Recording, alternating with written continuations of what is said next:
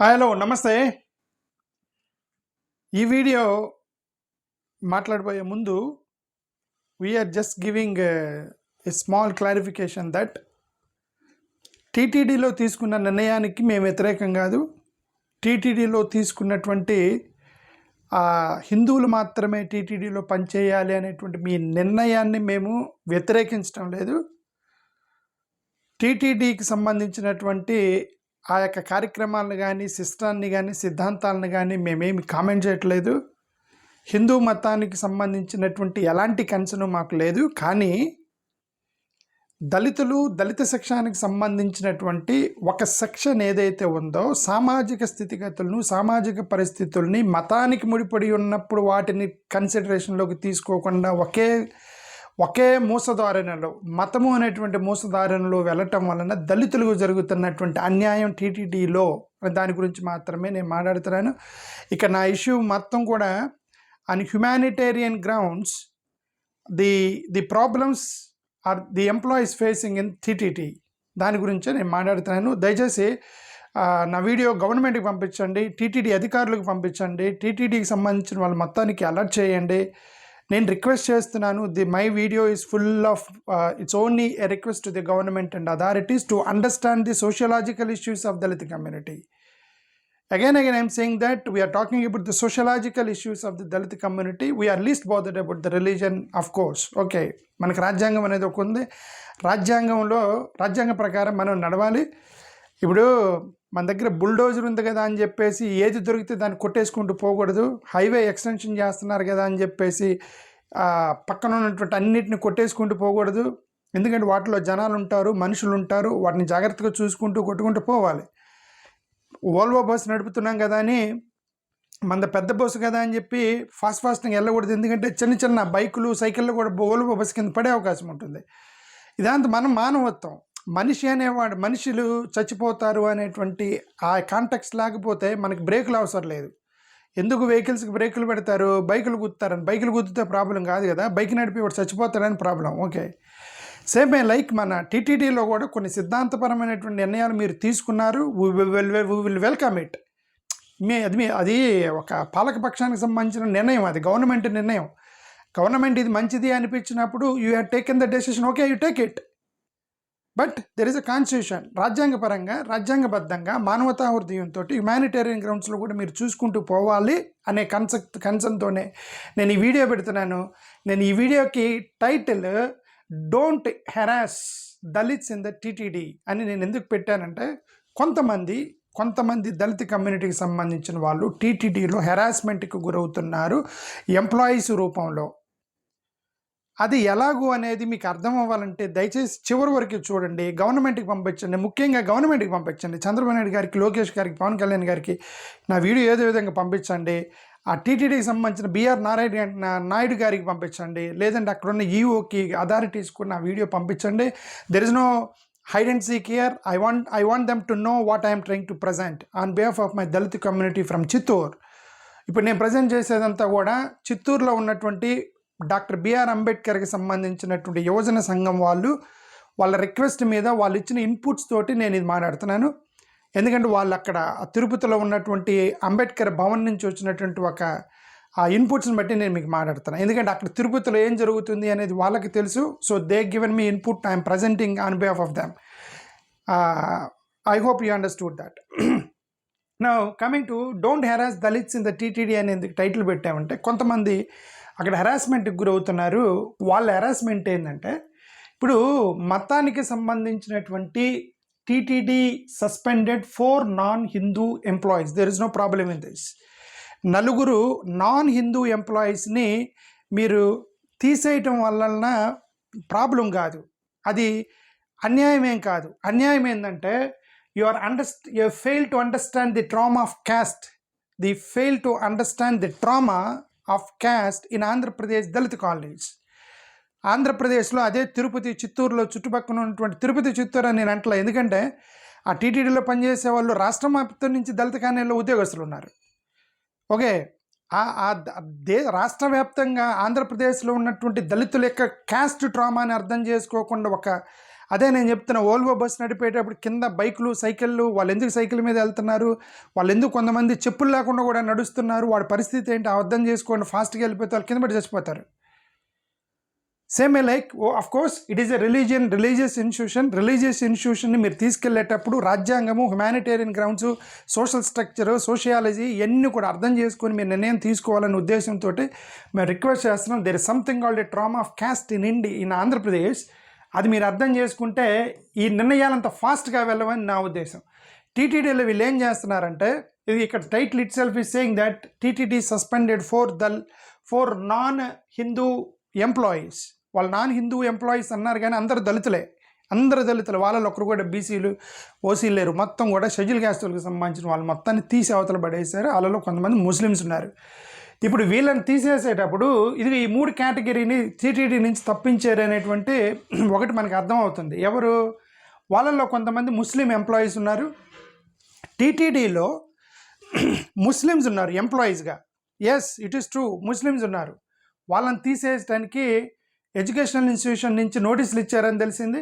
BCC Christians, ఈ BCC Christians అంటే schedule caste వాళ్ళు, మేము హిందువులం కాదని వాళ్ళే డిక్లరేషన్ ఇచ్చుకొని నేను క్రైస్తవులుగా మారినటువంటి బీసీసీ క్రిస్టియన్స్ టీటీడీలో ఉన్నారు. దాంట్లో కూడా డౌట్ ఏం లేదు. There is no surprise. TTD అంటే not in the temple, there in the educational institutions run by TTD. Okay, అక్కడ ఉన్నారు. మూడవ రకం ఏంటంటే షెడ్యూల్డ్ క్యాస్ట్స్ హిందువులే కానీ వాళ్ళు వెంట పడుతున్నారు. నువ్వు క్రిస్టియన్, నువ్వు చర్చికి వెళ్ళావు, నువ్వు అక్కడ చర్చ్ దగ్గర కనబడ్డావు, ఏదో నువ్వు అక్కడ ప్రార్థన చేస్తూ ఉంటే వెనక నుంచి ఫోటో తీశారు, మీ అమ్మాయి చర్చికి వెళ్ళిద్దంట, నీ కూతురు చర్చికి వెళ్ళిద్దంట, భార్య చర్చికి వెళ్ళిద్దంట అని ఈ హెరాస్మెంట్ మూడో రకం. ఈ ముగ్గురు గురించి మాట్లాడుతున్నాం. ముస్లిం ఎంప్లాయీస్ పడేటువంటి కష్టము, బీసీసీ క్రిస్టియన్స్ వాళ్ళకు ఉన్నటువంటి అన్యాయము, షెడ్యూల్ క్యాస్ట్ వాళ్ళకి జరుగుతున్నటువంటి డిఫరెంట్ అన్యాయం, ఈ మూడింటి గురించి మాట్లాడుతున్నాం. ఈ రెండింటికి సంబంధించిన వాళ్ళు ఎవరైతే ఉన్నారో వాళ్ళు ఆల్రెడీ కోర్టుకి మూవ్ చేశారు. ఈ బీసీసీలు ముస్లిమ్స్ ఎవరైతే ఉన్నారో వాళ్ళు ఆల్రెడీ కోర్టులో వేశారు. దీనికి సంబంధించింది వీళ్ళు హెరాస్మెంట్కి ఇప్పుడు గురవుతున్నారు. దీని డీటెయిల్స్కి వెళ్ళబోయే ముందు చరిత్ర చూద్దాం. Let us go and see history, what happened actually. Okay, see దళితులకు ఉన్నటువంటి ఒక సోషియాలజికల్ సిస్టాన్ని అర్థం చేసుకోకుండా కేవలం టెంపుల్ అనేటువంటి మతం అనేటువంటి కోణంలో చూడటం వల్ల వచ్చే సమస్య. ఈరోజు టెంపుల్కి ఏం సంబంధం అంటే ఉంది, ఈ యొక్క సోషల్ స్ట్రక్చర్కి టీటీడీకి జరిగేటువంటి ఈ యొక్క తీసేయటానికి చాలా సంబంధం ఉంది. అది నేను లోపలికి వెళ్ళినప్పుడు మీకు అర్థమైంది. I'm coming from starting. ఇది ఎక్కడి నుంచి వచ్చింది? ఓకే, నేను ఇక్కడి నుంచి స్టార్టింగ్ నుంచి వస్తున్నా. ఓకే, ఇప్పుడు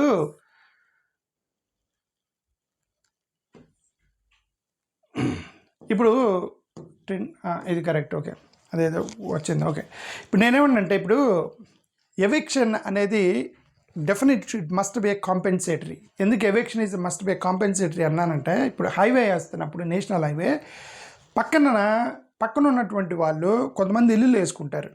ఆ ఇల్లులు వేసుకునేవాడికి నువ్వు కంపెన్సేషన్ ఇచ్చి నువ్వు తప్పించాలి. గవర్నమెంట్ రూల్ అది. నువ్వు కంపెన్సేషన్ ఇవి, వాళ్ళు వేరే దగ్గర ఇల్లు కట్టించాలి వాళ్ళకి, లేదా ఆ పడగొట్టినందుకు డబ్బులు ఇవ్వాలి. ఏదో ఒకటి చేసి వాళ్ళకి ఆల్టర్నేటివ్ చూపించి నువ్వు హైవే వేసుకోవాలి తప్ప టకటగా కొట్టేయకూడదు కదా.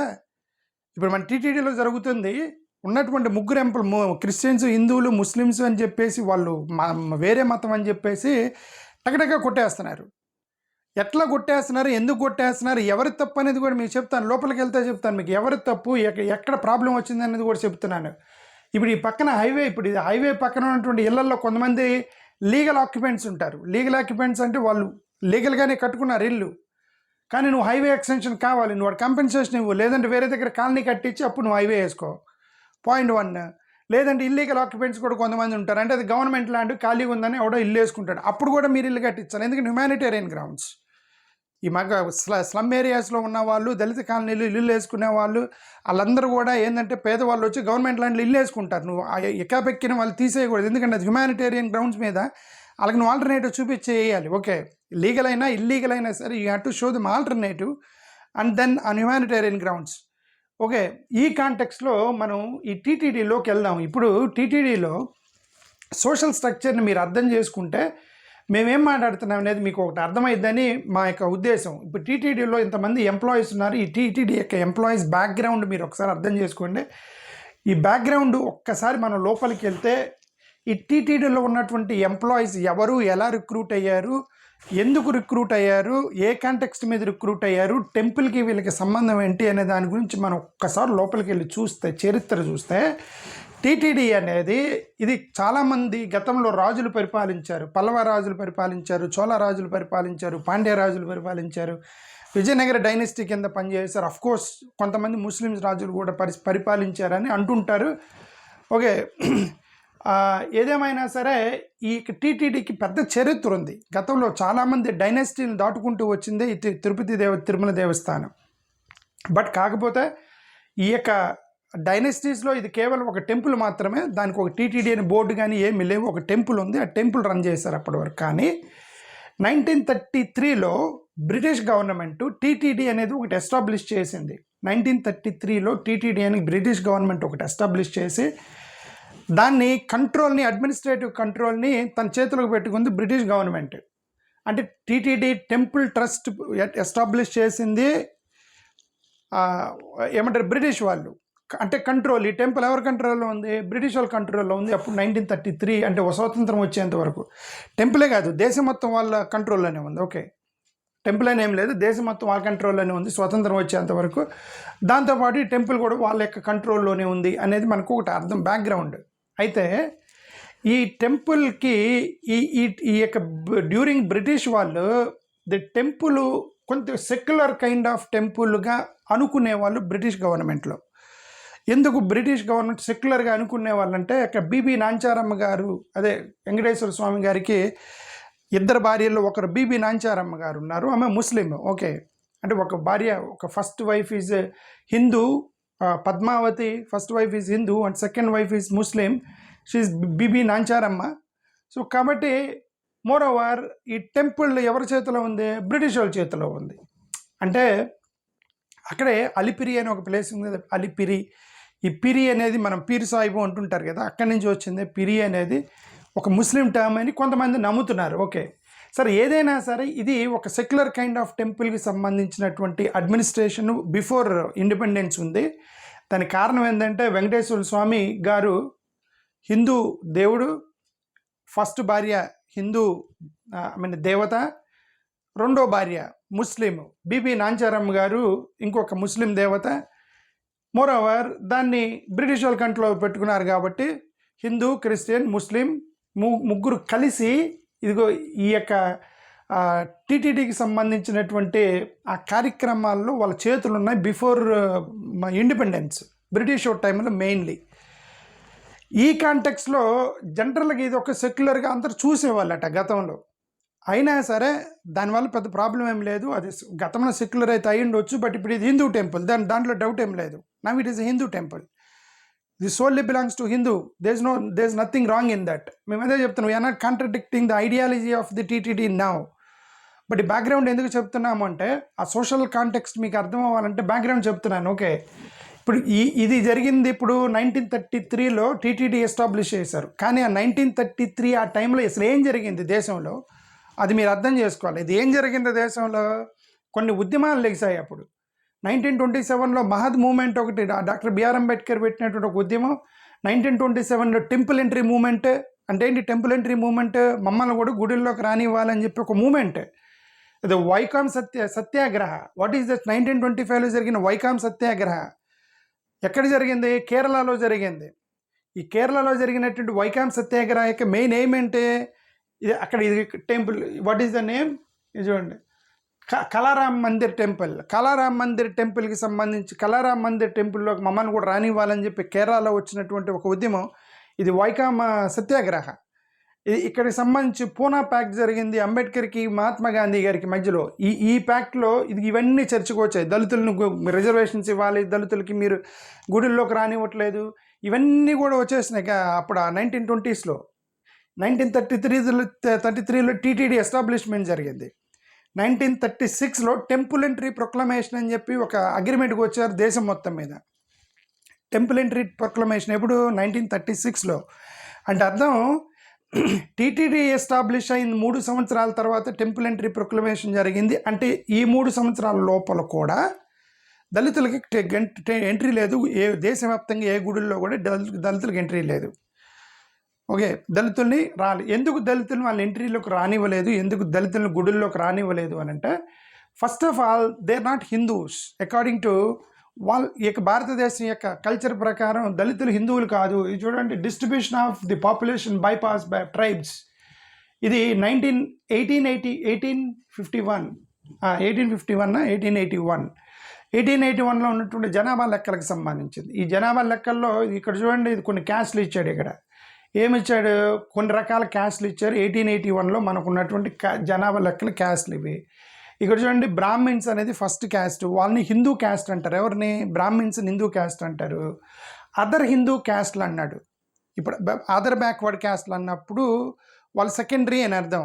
అలాగే ఇప్పుడు Brahmins first Hindus, other Hindu caste వీళ్ళందరూ రాశారు. ఇది ఒక్కల, లింగాయ, కురుబ, అదే మన రెడ్డి, కమ్మ, మన ఆంధ్రప్రదేశ్ కాంటెక్స్లో రెడ్డి, కమ్మ, చౌదరి, బలిజ మొత్తం కూడా అదర్ హిందూ క్యాస్ట్ల కింద వేశారు. ఇక్కడ చూడండి, నాన్ హిందూ క్యాస్ట్ అని ఒక మీ పసుపు రంగులో పెట్టండి. నాన్ హిందూ క్యాస్ట్ ఉంది. ఇక్కడ ఏమనుంది, హోలియా, మాదిగ, మాల. అంటే దళితులు హిందువులు కాదు ఈ యొక్క జనాభా లెక్కలప్పుడు. దళితులు హిందువులు కానప్పుడు కాబట్టే ఇవన్నీ మూమెంట్లు జరిగాయి. మమ్మల్ని కూడా గుడిలోకి రానివ్వాలి, మేము ఎందుకు హిందువులు కాదని చెప్పేసి కొట్లాడినటువంటి Mahad movement, temple entry movement, Vaikom Satyagraha, pact మన పూనా ప్యాక్ట్కి సంబంధించింది, ఇవన్నీ జరుగుతున్నప్పుడు ఆ టైంలో పెట్టబడింది టీటీడీ అనేది. ఓకే, ఆ టైంలోనే వచ్చింది ఒక టీటీడీ అనేది. సో అదంతా జరుగుతున్నప్పుడు ఇప్పుడు అక్కడ టెంపుల్ దగ్గర ఒక ప్లేస్ ఒకటి ఉంది, మాల్వాడి గుండం అనే ఒక ప్లేస్ ఉందట. ఈ మాల్వాడి గుండె ఏంటంటే, మాల్వాడి అంటే మాలవారి గుండము, మాలవారి గుండము. దీన్నే మాదిగవాడి గుండం అని కూడా అంటారట. అంటే మాదిగ వాళ్ళ గుండము. ఇక్కడ ఒక వాటర్ ఫాల్స్ ఉండేది తిరుమల దగ్గర ఉన్నటువంటి అలిపిరి దగ్గర, మాల్వాడి గుండం అంటారు. మాల వాళ్ళని ఈ గుండం దగ్గరకు వచ్చి మీరు అక్కడి నుంచి మీరు దేవుడికి దండం పెట్టుకోండి పోయి, మీరు గుడిలోకి ఎంట్రీ లేదు. ఇక్కడి నుంచే మీరు ఏం చేసినా సరే దండం పెట్టుకోవాలన్నా ఏమంటారు, గుండు కొట్టిస్తారు కదా, అది చేయాలన్నా సరే ఈ ప్లేస్లోనే చేయాలి తప్ప అక్కడి నుంచి మీరు టెంపుల్లోకి రావడానికి లేదు. మాలా మాదిగలు అని చెప్పేసి ఈ ప్లేస్ని ఫిక్స్ చేశారని దాన్ని మాల్వాడి గుండం అంటారు, మాదివారి గుండం అంటారట. అది 9 కిలోమీటర్లు. అఫ్కోర్స్ మన టెంపుల్ యాక్చువల్గా 9 కిలోమీటర్లు ఉంది. 3550 స్టెప్స్ ఉంటాయి తిరుపతి టెంపుల్కి. అంటే అదే 9 కిలోమీటర్లు అంటే ఇది ఆల్మోస్ట్ ఒక 20 కిలోమీటర్లు, అంటే ఒక 10 కిలోమీటర్లు పోతే, అంటే ఒక 5 నుంచి 10 కిలోమీటర్ల దూరంలో నుండే దేవుడికి దండం పెట్టుకోవాలి దళితులు. లేదా అక్కడి నుంచి ముందుకు రానివ్వలేదు దళితులను గుడి దగ్గరికి. ఇది ఒక చరిత్ర. ఓకే, అంటే అర్థం ఇది ఎందుకు రానివ్వలేదు అని అంటే, అక్కడ అరే మీరు వెళ్తే అహల్యలాగా రాయిలాగా మారిపోయి దళితులు గుడి మీదకి వెళ్తే రాళ్ళుగా మారతారట అని చెప్పి భయపెట్టారు అని చెప్పేసి వాళ్ళు చెప్పారు నాకు. ఓకే, అది అంబేద్కర్ భవన్లో వాళ్ళు చెప్పింది మీకు చెప్తున్నా. వాళ్ళు చెప్పింది ఏంటి అన్నా, భయపెట్టారట గతంలో, దళితులు కనుక గుడిలోకి వెళ్తే రాళ్ళుగా మారతారా అని చెప్పేసి. అహల్య అనేటువంటి ఒక స్టోరీ మనకు తెలుసు కదా. అహల్య, గౌతమ, ఇంద్ర అనేటువంటి ఒక మన హిందూ పురాణాల్లో ఒక కథ ఉండిద్ది.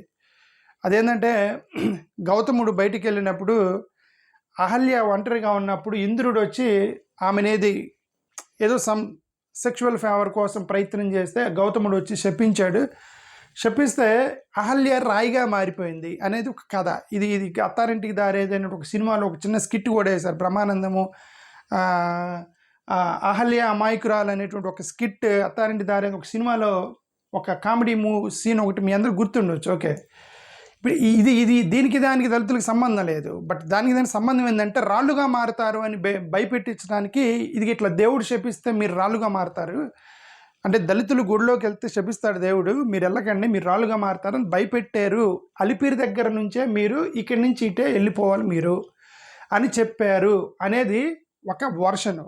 అది జరిగినప్పుడు ఈ ప్లేస్లోనే వాళ్ళందరూ తలనీలాలు అవన్నీ చేసుకొని అక్కడే అలిపిరి దగ్గరే అటు నుంచి అటు వెళ్ళిపోయేవాళ్ళు దళితులు. ఆ టైంలో ఇదిగో క్రిస్టియన్ మిషనరీస్ వచ్చారు కాలనీల్లోకి, దళిత కాలనీల్లోకి. వాళ్ళు ఏదో చెప్పారు, వాళ్ళు తిప్పలు పడ్డారు, వాళ్ళ ఇళ్లలోకి వెళ్ళారు, భుజం మీ చేతులు వేశారు. వాళ్ళలో దళిత కమ్యూనిటీలో కొంతమంది క్రైస్తవులుగా మారారు. దళితుల్లో కొంతమంది క్రైస్తవులుగా మారినప్పుడు ఇప్పుడు this is the social structure. నేను ఇప్పుడు ఇదంతా హిస్టరీ ఎందుకు చెప్పానంటే దానికోసం చెప్పలే. మీరు గుడిలోకి రానివ్వలేదు దాని గురించి నేను మాట్లాడలే. దేని గురించి సోషల్ స్ట్రక్చర్ ఎందుకు మారింది దళిత కాలనీలో, సామాజికంగా the society is a different society in Dalit colonies why అనే దానికి నేను హిస్టరీ చెప్పాను. నేను ఇప్పుడు ఎందుకు దళిత కాలనీలో డిఫరెంట్ సొసైటీ ఏంటి ఇక్కడ, this is the system in the Dalit system. వీళ్ళు పెళ్ళిళ్ళు చేసుకోవాలంటే ఇప్పుడు దళితులు పెళ్ళిళ్ళు చేసుకోవాలి. ఎవరిని చేసుకోవాలి? వాళ్ళ కులపోళ్ళనే చేసుకోవాలి. లేదంటే ఇక్కడ 2 సిస్టాలు ఉన్నాయి. ఎస్సీ హిందూనే చేసుకుండి అని మీరు అంటున్నారు. ఇప్పుడు ఎస్సీ హిందూనే చేసుకుంటే మీకు ఉద్యోగాలు ఇస్తామంటున్నారు. కానీ వీళ్ళల్లో ఈ మిషనరీస్ వల్ల చాలామంది క్రిస్టియన్స్గా మారిపోయారు. మారిపోయినప్పుడు వాడికి పిల్ల దొరకట్లేదు. ఏం చేయాలి? అప్పుడు పిల్ల దొరకనప్పుడు ఏం చేయాలి? క్యాస్ట్ దాటి వెళ్ళాలి. క్యాస్ట్ దాటి వెళ్ళి ఒకవేళ ఎస్సీలు కాకుండా బీసీల అమ్మాయినో ఓసీల అమ్మాయిని కదిలిస్తే పరువు హత్యలు అని చెప్పి చంపేస్తున్నారు వాడిని. ఏం చేస్తాడు? తన పెళ్లి కావాలి కదా, ఆడపిల్ల కావాలి కదా, తను పెళ్లి చేసుకోవాలంటే మీ క్యాస్ట్ దాటి ఓసీలని బీసీల అమ్మాయిల్ని కదిలిస్తేనేమో మీరు పరువు హత్యల పేరుతో ఆనర్ కిల్లింగ్స్తో పాటు వాళ్ళు నరికి చంపేస్తున్నారు దళిత పిల్లల్ని. మళ్ళీ మీరేమంటారు? హిందువులనే చేసుకోవాలంటారు. ఈ దళితుల్లో సగానికి సగం మంది క్రిస్టియన్స్గా మారారు. ఈ టైంలో వాడు పెళ్లి చేసుకోవాలంటే వాడికున్న ఒకే ఆప్షన్ ఏంది? క్రిస్టియన్ అయినా పర్లేదు, మా దళిత అమ్మాయి, మాలోళ్ళ అమ్మాయి, మాదిగోళ్ళ అమ్మాయి, ఆ క్రిస్టియన్ అయినా పర్లేదు, మన అమ్మాయి ఎగిది మన కులం అమ్మాయిని పెళ్ళిళ్ళు చేసుకుంటున్నారు. అంటే this is the title. What is that? If inter caste not allowed, then their only option is they prefer inter religion in their caste. ఒకవేళ ఇంటర్ రిలీజనే ఏంద్రాబాయ్ హిందూ క్రిస్టియన్ పెళ్ళిళ్ళు చేసుకునేది ఏంది? మీరు అలా చేసుకోవద్దు, క్రిస్టియన్స్ని వెలివేద్దాము అన్నప్పుడు నువ్వేం చేయాలి? ఇంటర్ క్యాస్ట్ని ఎత్తేయాలి. ఇంటర్ క్యాస్ట్ రిలీజన్ని నువ్వు ఓపెన్ చేయాలి. ఇంటర్ క్యాస్ట్ రిలీజన్ ఓపెన్ చేయాలంటే ఇప్పుడు ఈ దళిత ఎందుకు గుడుల్లోకి ఎందుకు రానివ్వట్లేదు దళితులు అంటే మీరేమంటున్నారు? వాళ్ళందరూ మానమాదిగోళ్ళు మా గుడిలోకి వచ్చి మా అమ్మాయిని గదిలిస్తున్నారు, మా అమ్మాయిల్ని లవ్ చేస్తున్నామని ప్రపోజల్ చేస్తున్నారు అని చెప్పేసి గుడులకు రానివ్వట్లేదు అని చెప్తున్నారు. అంటే అర్థమైంది, ఇంటర్ క్యాస్ట్ మ్యారేజ్లకి మీరు ఓపెన్గా లేరు. ఎస్సీ ఎస్టీ అంటే మాదిగ పిల్లల్ని రెడ్డి కమ్మ బ్రాహ్మణ వీళ్ళ పిల్లల్ని పెళ్ళిళ్ళు చేసుకోవడానికి దానికి ఓపెన్గా లేరు మీరు. ఇంకా లేనప్పుడు నువ్వేం చేస్తావు? రిస్ట్రిక్ట్ చేసావు. ఆ రిస్ట్రిక్ట్ చేసినప్పుడు వీడికి ఆప్షన్ ఏంటి? అదే మాలకులంలో క్రిస్టియన్ అయినా సరే పెళ్ళిళ్ళు చేసుకుంటున్నారు. వాడికి ఆప్షన్ లేదు, పిల్ల దొరకట్లేదు, పెళ్ళిళ్ళు. ఇప్పుడు అది సామాజిక స్థితిగతులు మీరు అర్థం చేసుకోకుండా ఇప్పుడు టీటీడీలో ఉద్యోగాలు ఇవ్వమంటే నీ భార్య చర్చికి వెళ్తుందట, నీ చెల్లెలు చర్చికి వెళ్తుందంట, మీ చిన్నమ్మ చర్చికి వెళ్ళిద్దట కదా, మీ పెద్దమ్మ చర్చికి వెళ్ళిద్దంట కదా, అందుకని మిమ్మల్ని తీసేస్తున్నాము చర్చిని అంటే ఆ కాలనీలో ఇప్పుడు మీరు అదే నేను చెప్పింది ఏంటంటే మీరు when you're not open for inter caste they have to marry within their caste. ఆ క్యాస్ట్లో కొంతమంది క్రిస్టియన్స్గా మారారు. అతను హిందువు అయి ఉండొచ్చు, అతను గుడికి వస్తున్నాడు, అతను టీటీడీలో పనిచేస్తున్నాడు, దేవునికి దండం పెడుతున్నాడు, వెంకటేశ్వర స్వామిని పూజిస్తున్నాడు, వెంకటేశ్వర స్వామికి దండం పెడుతున్నాడు, కానీ భార్య చర్చికి వెళ్తుంది. నువ్వేమంటావు? నీ భార్య క్రిస్టియన్, నేను ఉదయం నుంచి తీసేస్తున్నానని చెప్పి హెరాస్ చేస్తున్నారు అని చెప్పేసి అది ఏమంటారు, అది విని నేను చాలా బాధపడ్డాను. ఓకే, ఒకవేళ ఇలాంటివి ఏమని జరగకూడదని ఉద్దేశంతో గవర్నమెంట్ని మేము వీఆర్ అలర్టింగ్ ఇట్. నా how TTD Dalit employees are harassed by the NDA government. ఈ ఎన్డీఏ గవర్నమెంట్ వచ్చినాక వచ్చే కష్టాలు ఇవి ఆబ్వియస్లీ. ఇప్పుడు ఇది 3 రకాల ఎంప్లాయీస్ ఉన్నారు టీటీడీలో.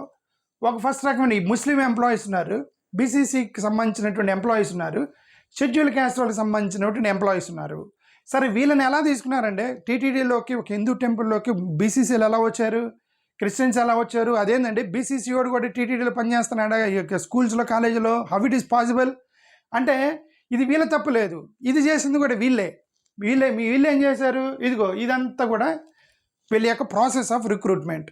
మీ పిల్లలకు చదువు చెప్పాలి అంటే గవర్నమెంట్ ఏం చేసింది? ఎందుకంటే స్వతంత్రం వచ్చిన తర్వాత రిజర్వేషన్ సిస్టమ్ అనేది పట్టుకొచ్చింది.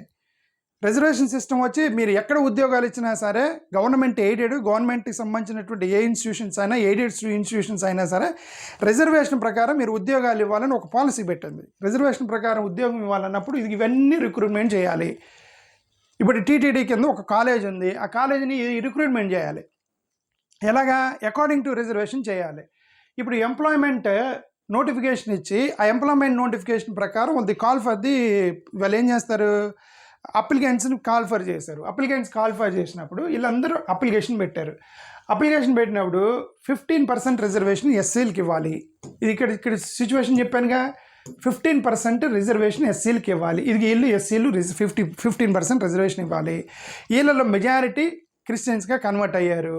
ఆ 15% టీచర్లుగా రిక్రూట్ చేయాలంటే కేవలం హిందువుల మతంలో నుంచి టీచర్లు వాళ్ళకి దొరకలేదు. అప్పుడు టీటీడీలో దొరకలే, చాలామంది క్రిస్టియన్స్గా కన్వర్ట్ అయ్యారు. అప్పుడే ఈ క్రిస్టియన్స్లో చాలామంది క్రిస్టియన్ స్కూల్స్లో అక్కడెక్కడ చదువుకొని కొద్దిగా బీఈడీ చేసినటువంటి వాళ్ళు క్రిస్టియన్స్ ఉన్నారు ఎక్కువ మంది. వాళ్ళకి రిజర్వేషన్ ప్రకారం 15% నింపాలి. 15% నింపడానికి హిందువులు దొరకలేదు. ఎస్సీల్లో దొరకనప్పుడు ఎవరైనా పర్లేదు, మనకు చదువు చెప్పడానికే కదా. It is a secular institution. This is ఏమంటారు, all these institutions are affiliated to UGC, AICTE, state board of intermediate education, గవర్నమెంట్కి ఎఫిలియేటెడ్. అవన్నీ కూడా సెక్యులర్ బోర్డ్స్ అవి. మేనేజ్మెంట్ ఎవరైనా కావచ్చు అండి. మేనేజ్మెంట్ టీటీడీ అయి ఉండవచ్చు, లేదంటే ఒక చర్చ్ అయి ఉండవచ్చు, లేదంటే ఒక సొసైటీ పెట్టుకున్నటువంటి ఒక ట్రస్ట్ అయి ఉండవచ్చు.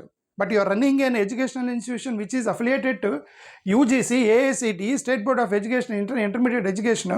ఇవన్నీ కూడా సెక్యులర్ బోర్డ్స్కి మీరు సెక్యులర్ యొక్క ఆ పాలసీ ప్రకారం మీరు ఎడ్యుకేషన్ ఇన్స్టిట్యూషన్ నడపాలి అన్నప్పుడు రిజర్వేషన్ పాలసీ ప్రకారం మీరు రిక్రూట్మెంట్ చేయాలి. కాబట్టి ఆ రోజుల్లో టీటీడీ వాళ్ళే వీళ్ళందరినీ సెలెక్ట్ చేసింది. వీళ్ళేం అడగలేదు, మమ్మల్ని సెలెక్ట్ చేయండి సార్, లేదు మేము ఒప్పుకొని గొడవ చేయలేదు కదా. వీళ్ళు మీరే రిక్రూట్మెంట్ చేసి ఇంటర్వ్యూ చేసి మార్కులను బట్టి సర్టిఫికేట్లు ఉన్నా సరే, క్రిస్టియన్స్ అయినా ముస్లిమ్స్ అయినా ఎవరైనా పర్లేదు, మనకు స్కూల్ ఓపెన్ చేసాము, స్కూల్లో టీచర్లు కావాలి అంటే మీ అవసరం కోసం వీళ్ళందరూ రిక్రూట్మెంట్ చేశారు.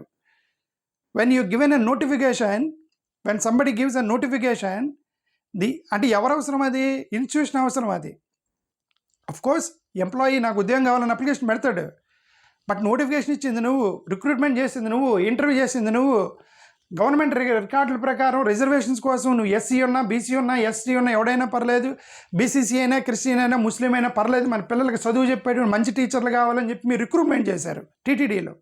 ఇప్పుడు సడన్గా ఎవరో బండి సంజయ్ గారు లాంటి వాళ్ళు టీటీడీలోకి వచ్చి ఇదిగో ఇక్కడ చాలామంది క్రిస్టియన్స్ పనిచేస్తున్నారు, వాళ్ళందరినీ తీసేయండి అని చెప్పి. బండి సంజయ్ గారు ఏం చదువుకున్నారు, ఈయనకేం అర్థమైంది బండి సంజయ్ గారికి? ఈ సోషల్ స్ట్రక్చర్ మొత్తం బండి సంజయ్ గారికి అర్థమైందా?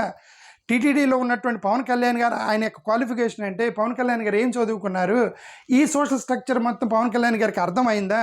వాళ్ళు వచ్చి టీటీడీలో క్రిస్టియన్స్ పనిచేస్తున్నారు, ఎత్తేయండి అని అంటే, మీరిచ్చినటువంటి నోటిఫికేషన్ ప్రకారం మీరే వాళ్ళని రిక్రూట్మెంట్ చేసుకున్న తర్వాత ఇప్పుడు సడన్గా తీసేస్తాము అని అంటే ఇది రాజ్యాంగానికి సంబంధించి విరుద్ధం. ఇది సరే అయినా సరే రాజ్యాంగం మనం రాసుకున్నదే, మనం ఎమెండ్ చేసుకోవచ్చు, జీవోలు మనం ఎమెండ్ చేయవచ్చు. ఎందుకంటే గవర్నమెంట్ గొడవ చేస్తున్నారు, ఓకే తీసేయండి. బట్ నువ్వు తీసేసేటప్పుడు వీళ్ళందరినీ నువ్వు రిక్రూట్మెంట్ చేసిన తర్వాత వాళ్ళందరూ నాకు ఉద్యోగం వచ్చిందని వాళ్ళు ఇంక వేరే ఉద్యోగాలకు వెళ్ళలేదు కదా. You are given them appointment, they did not go for other job. వాళ్ళకి నువ్వు వేరే ఉద్యోగం ఇవ్వకుండా ఎలా తీస్తారు? ఇక్కడ మా ప్రశ్న ఏంటంటే, you have to give them alternative job. తీసేయొద్దని మేము అంటలేదు. మీరు రూల్స్ మార్చాము టీటీడీలో అంటే మార్చండి, మాకేం ప్రాబ్లం లేదు, మొత్తం ఎత్తేస్తాము, అసలు దళితులు లేకుండా ఓన్లీ బ్రాహ్మణ్స్కి టీచర్ పోస్టులు పెడతాను, పెట్టండి, నో ప్రాబ్లం, గవర్నమెంట్ ఇష్టం. బట్ నువ్వు తీసేసే వాళ్ళకి నువ్వు ఆల్టర్నేటివ్ చూపించాలి, వాళ్ళకి వేరే ఉద్యోగం ఇవ్వాలి. వాళ్ళకి మీరు లేదంటే ఫ్యామిలీస్ రోడ్డున పడతారు. ఇది వాళ్ళ తప్పు లేకుండా వాళ్ళని మీరు అనవసరంగా హింసిస్తున్నారేమో అని నాకు అనిపించింది. ఓకే, ఇప్పుడు వీళ్ళతో ఇప్పుడు ఇది ఇది ఇది వీళ్ళిద్దరికి సంబంధించి దీన్ని కోర్టుకు వెళ్ళారు. ఎవరెవరు? ముస్లిమ్స్, బీసీసీ, క్రిస్టియన్స్ టీటీడీపీ మీద కోర్టుకు వెళ్ళారు. ఏమంటే ఇది మాకు ఆల్రెడీ నోటిఫికేషన్ ప్రకారం మాకు లీగల్గా మీరు రిక్రూట్మెంట్ ఇచ్చి మీరు అలా తీసేయడం కుదరదని చెప్పేసి వీళ్ళు కోర్టుకు వెళ్తే ఇది కోర్టులో రన్ అవుతుంది. ఈ ముస్లిమ్స్ బీసీసీ సర్టిఫికేట్ మీద ఉన్న వాళ్ళు ఎవరైతే రిక్రూట్మెంట్ అయ్యారో వాళ్ళు కొనసాగుతున్నారు based on the court order తప్పని చెప్పింది.